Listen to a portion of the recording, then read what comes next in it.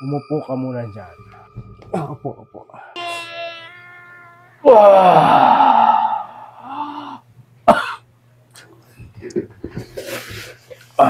What?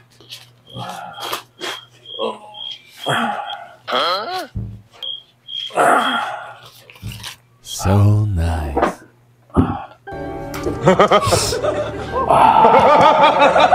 Ano ang iyong ipapahula? Manong, magpapahula po ako kung magkakaasawa pa po ba ako. Titingnan ko sa bolang kristal ko. Ikaw na lang pala.